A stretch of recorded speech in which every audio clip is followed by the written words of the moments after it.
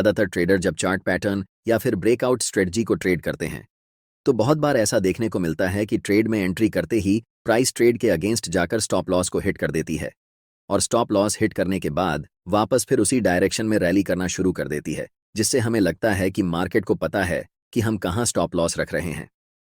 इसीलिए price stop loss hit करके फिर वहीं से वापस टारगेट की तरफ जाने लगती है। यह सब देखकर हमें बहुत बुरा लगता है। इस वीडियो में हम जानेंगे कि ट्रैप ट्रेडिंग क्या होती है, ट्रैप ट्रेडिंग को कैसे आइडेंटिफाई कर सकते हैं और वीडियो के अंतिम हिस्से में हम एक ऐसी स्ट्रेटजी शेयर करेंगे जिससे आप ट्रैप ट्रेडिंग से प्रॉफिट बना सकते हैं। इस वीडियो का सबसे इंपॉर्टेंट हिस्सा है ट्रैप ट्रेडिंग को आइडेंटिफाई करना, जो ज़्यादातर ट्रेडर्स नहीं जानते हैं। इस कारण ज़्यादातर समय ऐसे ट्रेडर्स का स्टॉप लॉस हिट हो जाता है। वीडियो को शुरू करते हैं और सबसे पहले जानते हैं कि ट्रैप ट्रेडिंग क्या होती है। ट्रैप ट्रेडिंग को हम लोग फेक ब्रेकआउट भी कहते हैं। चार्ट पर यह एक इंपॉर्टेंट रेजिस्टेंस लेवल है। प्राइस जब इस लेवल को ब्रेक करके रेजिस्टेंस लेवल के ऊपर क्लोज करती है तो ट्रेडर्स अपनी एंट्री बनाते हैं, लेकिन प्राइस ऊपर न जाकर रेड कैंडल बनाते हुए स्टॉप लॉस हिट कर देती है और नीचे की तरफ चल जाती है। इसे ही हम ट्रैप ट्रेडिंग या फिर फेक ब्रेकआउट कहते हैं।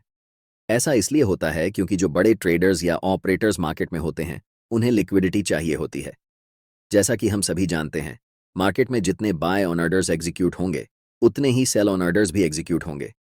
सिर्फ बिडिंग प्राइस ऊपर या नीचे होता है, लेकिन एग्जीक्यूटेड ऑन ऑर्डर्स की संख्या बायर्स और सेलर्स के बीच बराबर होती है। इसीलिए ब्रेकआउट पर जब रिटेल ट्रेडर्स सबसे ज़्यादा बाय साइड पोजीशन बनाते हैं तो ऑपरेटर्स का बड़े क्वांटिटी में सेल ऑन ऑर्डर एग्जीक्यूट हो जाता है, जिसे हम लिक्विडिटी कहते हैं। और रिटेल ट्रेडर्स को जब लॉस होता है तभी ऑपरेटर्स को प्रॉफिट होता है। हमारे लिए यह जानना महत्वपूर्ण है कि फेक ब्रेकआउट या फिर ट्रैप ट्रेडिंग को हम कैसे चार्ट पर आइडेंटिफाई कर सकते हैं ताकि हम अपने लॉस से बच सकें और ट्रैप ट्रेडिंग का इस्तेमाल कर प्रॉफिट कमा सकें। ट्रेडिंग को आइडेंटिफाई करने के लिए प्राइस के साथ साथ वॉल्यूम को एनालाइज करना भी आना चाहिए, क्योंकि भले ही प्राइस कुछ न बताए, वॉल्यूम से यह पता चल सकता है कि ब्रेकआउट फेल होने वाला है या नहीं। वॉल्यूम आपको यह दिखा सकता है कि मार्केट में बड़े ऑर्डर्स कब एग्जीक्यूट हो रहे हैं। इसीलिए कहा जाता है कि वॉल्यूम ऑपरेटर का फुटप्रिंट होता है। प्राइस भले ही हमें चकमा दे सकता है, लेकिन वॉल्यूम हमेशा एक्यूरेट जानकारी देता है। चलिए जानते हैं कि वॉल्यूम की मदद से हम कैसे फेक ब्रेकआउट को आइडेंटिफाई कर सकते हैं। इस चार्ट में प्राइस ग्रीन कैंडल बनाते हुए ऊपर की तरफ जा रही है।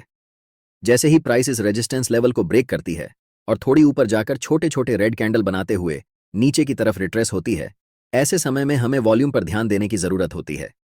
हमें यह देखना चाहिए कि जब प्राइस ऊपर जा रही थी तब वॉल्यूम धीरे धीरे बढ़ रहा था या नहीं। अगर वॉल्यूम बढ़ रहा हो तो यह हमारे लिए एक अच्छा संकेत है कि बायर्स में काफ़ी मजबूती है।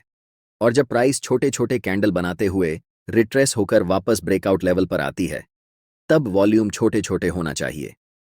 अगर रिट्रेसमेंट की वॉल्यूम ब्रेकआउट वॉल्यूम से कम है तो यह हमारे लिए एक संकेत है कि सेलर्स मार्केट में कमज़ोर हैं। इसका मतलब है कि जब प्राइस नीचे की तरफ आ रही है तो सेलर्स ज़्यादा क्वांटिटी में मार्केट में एंट्री नहीं ले रहे हैं, जिससे वॉल्यूम बार की साइज छोटे छोटे हो रहे हैं।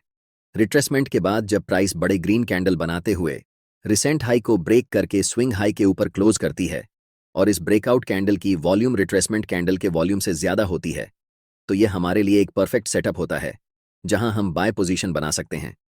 ये एक रियल ब्रेकआउट का संकेत होता है। ऐसे समय में ज़्यादा सोचने की ज़रूरत नहीं होती। हमें बाय पोजीशन में एंट्री लेकर अच्छे रिस्क रिवॉर्ड के साथ प्रॉफिट बनाना चाहिए।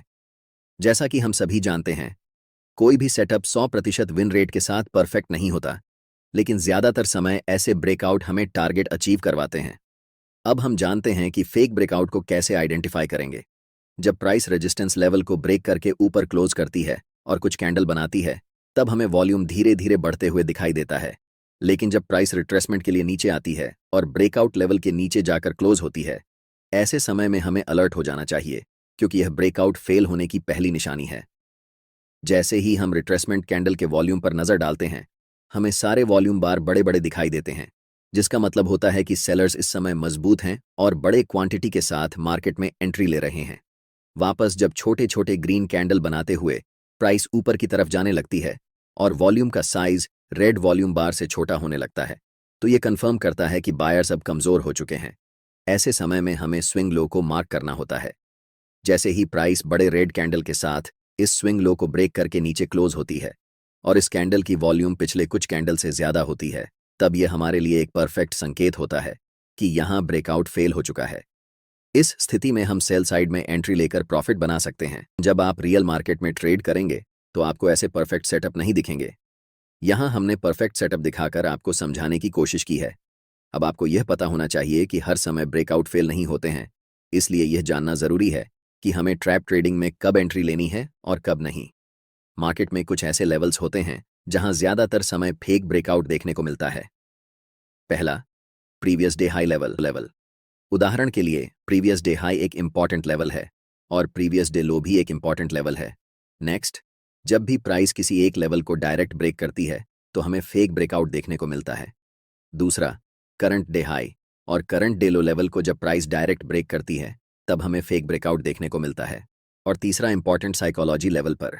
अब आपके मन में यह सवाल आ रहा होगा कि साइकोलॉजी लेवल कौन कौन से होते हैं। साइकोलॉजी लेवल मतलब एक राउंड फिगर। उदाहरण के लिए निफ्टी अभी 25,000 के आसपास चल रहा है, तो 25,000 लेवल, 24,000 लेवल या फिर 24,500 या 25,500 लेवल्स को साइकोलॉजी लेवल कहते हैं, जहां पर ज्यादातर समय आपको पहला फेक ब्रेकआउट देखने को मिलता है। मैं आपको एक टिप देता हूं जिसे ट्रैप ट्रेडिंग में एंट्री करने से पहले ध्यान में रखना चाहिए। मैंने आपको जितने भी लेवल्स मार्केट में होते हैं वो बताया। जब प्राइस इन लेवल्स को डायरेक्ट बिना समय स्पेंड किए ब्रेक करती है तब हमें फेक ब्रेकआउट ट्रेड में एंट्री करने के बारे में सोचना चाहिए।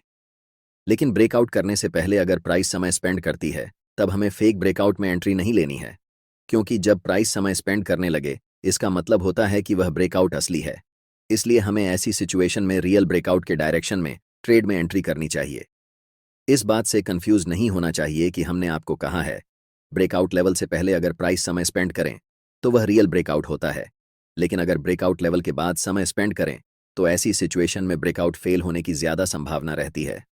अब डिस्कस करते हैं most profitable intraday trading strategy, जिसे हम ऑप्शन ट्रेडिंग में इस्तेमाल कर सकते हैं। इसकी एक्यूरेसी सबसे ज्यादा बैंक निफ्टी में होती है। जब मार्केट 9:15 पर ओपन होती है उससे पहले हमें चार्ट पर यह सभी लेवल्स ड्रॉ करके रखने होते हैं। Previous day high, previous day लो और अगर कोई रीसेंट स्विंग लो या फिर स्विंग हाई हो तो उसे मार्क करना है। और बैंक निफ्टी में 1 मिनट टाइम फ्रेम में जब पहली कैंडल बनाकर क्लोज होती है तब उस कैंडल के हाई और लो को मार्क करना है। या फिर अगर लगातार एक ही कलर की कैंडल बन रही हैं तो हमें उन सभी कैंडल्स का ग्रुप बनाकर उनके हाई और लो को मार्क करना है। अगले टाइम जैसे ही पहली कैंडल या फिर ग्रुप ऑफ कैंडल्स के लो को ब्रेक करके अगली कैंडल एक बड़ी बुलिश ग्रीन कैंडल बनती है, वह कैंडल चाहे हैमर कैंडल हो या फिर इंगुल्फिंग कैंडल हो या फिर मॉर्निंग स्टार कैंडल हो, कोई भी स्ट्रांग बुलिश कैंडल देखने को मिले तब हमें बाय साइड में ट्रेड एंट्री करनी चाहिए। इसमें हमारा स्टॉप लॉस प्रीमियम का टोटल 10% होगा और टारगेट स्विंग हाई या फिर 1 से 2 होगा। अगर प्रीमियम का प्राइस 200 है तो हम 20 पॉइंट का स्टॉप लॉस रखेंगे और 40 पॉइंट का टारगेट। यहाँ ट्रैप ट्रेडिंग इसलिए काम करती है क्योंकि जब मार्केट ओपन होती है तो पहली कैंडल का हाई और लो रेजिस्टेंस और सपोर्ट की तरह काम करता है और ज्यादातर रिटेल ट्रेडर्स ब्रेकआउट पर ट्रेड लेते हैं।